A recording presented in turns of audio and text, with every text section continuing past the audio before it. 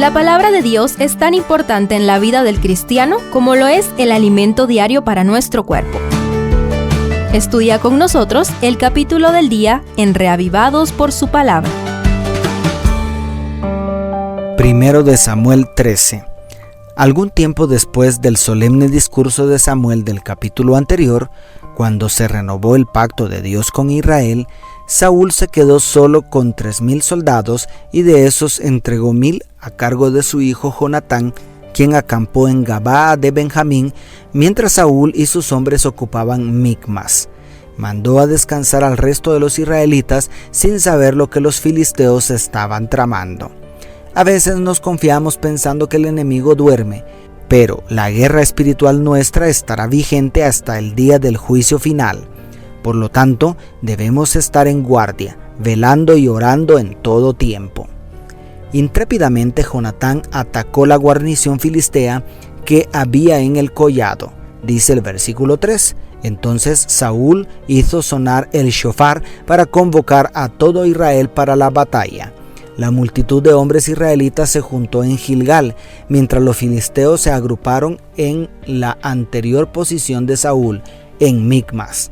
La guerra entre el bien y el mal está en pie, pero muchas veces el pueblo de Dios toma una actitud pasiva.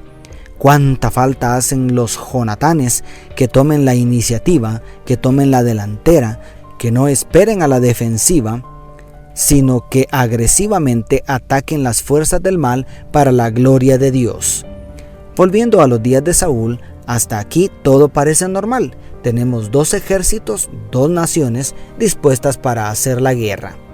Sin embargo, el texto bíblico hace saber que los filisteos contaban con 30,000 carros de guerra, 6,000 jinetes de a caballo y una multitud de guerreros como la arena del mar, según dice el verso 5. Cuando los israelitas pudieron ver el tremendo ejército enemigo, se acobardaron de tal manera que muchos se escondieron en cuevas, agujeros, peñas y hasta cisternas.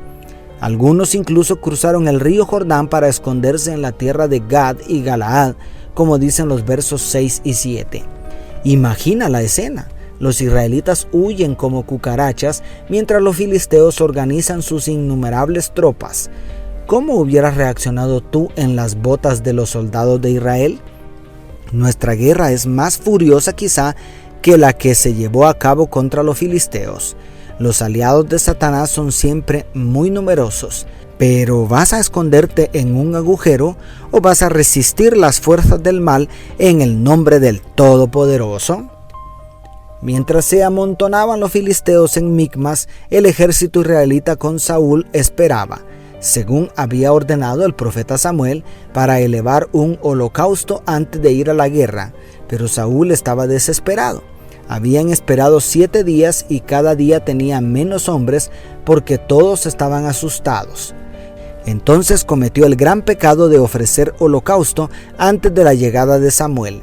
Este abuso de poder, movido por un terrible temor del enemigo que evidenciaba falta de fe en la salvación de Jehová, fue fuertemente condenado por Samuel. Jehová se ha buscado un hombre conforme a su corazón, al cual ha designado para que sea príncipe sobre su pueblo, por cuanto tú no has guardado lo que Jehová te mandó. Fueron las palabras del profeta según el verso 14. ¿Cuántas veces nos hemos dejado presionar por el enemigo hasta ceder a la tentación? ¿Por qué temer ante los filisteos? Habían olvidado lo que Dios había hecho por ellos por medio de Gedeón con los 300 hombres nada más. ¿Acaso has olvidado tú los portentosos milagros del Señor? No tomes ninguna decisión por miedo, cree y verás. El capítulo termina con el angustiante informe de la movilización del ejército filisteo en 3 direcciones, hacia el norte, hacia el oriente y hacia el occidente. Saúl, con solamente 600 hombres que no habían abandonado el puesto del deber, y para acabar de ajustar, ninguno de los israelitas poseía espada, los pocos hombres desarmados de Saúl ante un enjambre de filisteos moviéndose en todas direcciones a gran velocidad. ¿Cómo terminará esta historia?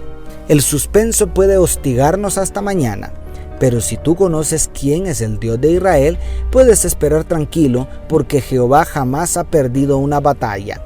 ¿Estás acorralado? ¿Has pecado por falta de fe?